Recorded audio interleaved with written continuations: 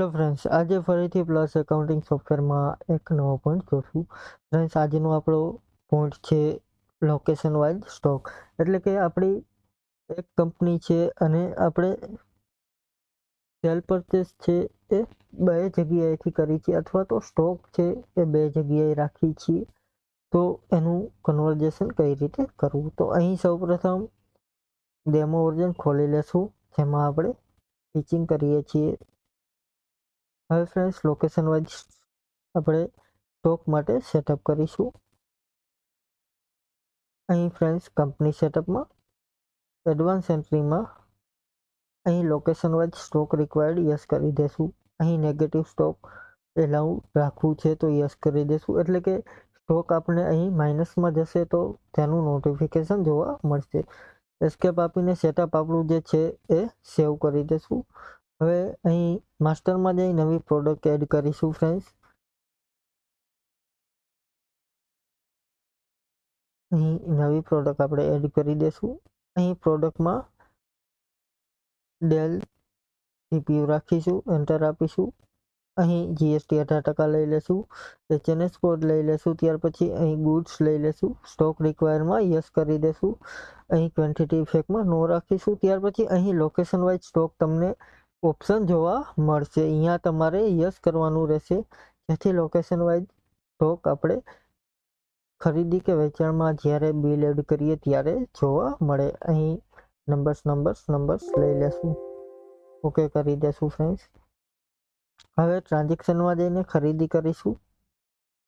Del સીપીયુની debit લઈ લેશું, અતિક લઈ લેશું, જીએસટી લેશું, નવી ખરીદી કરીશું ફ્રેન્ડ્સ. ટેક્સ ઇનવોઇસ લેશું. ત્યાર પછી વાઉચર નંબર આપેલું છે, ડેટ આપેલી છે, બિલ નંબર નાખી દેશું. અહીં ડેલ આપણે સીપીયુ લેશું, ક્વોન્ટિટીમાં 10 રાખીશું. અહીં લોકેશન તમે જોવા મળશે, અહીં લોકેશન તમે એડ કરી શકશો. અહીં એક પ્રાઇમરી લોકેશન એડ કરવાનું રહેશે, એટલે કે તમે જે જગ્યાએ બિઝનેસ કરો છો અહીંયા જ છે. અહીં એડ્રેસમાં તમારે નાખવાનું રહેશે.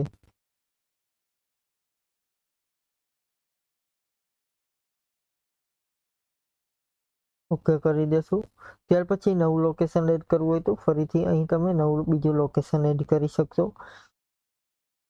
અહીં આપણે બીજું લોકેશન એડ કરી દેશું. શોપ 2માં છે બીજો સ્ટોક, એડ્રેસ લખી દેશું.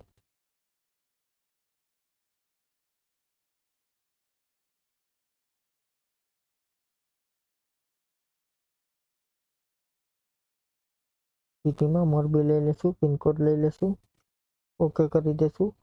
અહીં પ્રાઇમરીમાં આપણે 10 સીપીયુની ખરીદી કરી છે. ત્યાર પછી 5 સીપીયુ આપણે શોપ 2માં લેવાના છે, તો અહીં 5 સીપીયુ એમાં લઈ લેશું. ટેબ આપીને બિલ સેવ કરીશું. હવે ફ્રેન્ડ્સ, વેચાણ કરીશું, એમાં આપણે ઓટોમેટિક જે લોકેશન વાઇઝ સ્ટોક છે એ જોવા મળશે. અહીં વેચાણ કરીશું, અહીં કેશ લેશું, અહીં ડેલ સીપીયુ જોશું, એન્ટર આપીશું. અહીં જોશું તો આપને જોવા મળશે કે કયા લોકેશન ઉપર કેટલા સીપીયુ છે એની ડિટેલ્સ અહીં જોવા મળશે. અહીં આપણે શોપ 2માંથી વેચવાનું છે તો શોપ 2 લઈ લેશું, એક ક્વોન્ટિટી વેચવાની છે, કરીને ટેબ આપીને બિલ આપણું સેવ કરી દઈશું. હવે ફ્રેન્ડ્સ, રિપોર્ટમાં જોશું, ટ્રાન્ઝેક્શનમાં સ્ટોક રિપોર્ટ જોશું.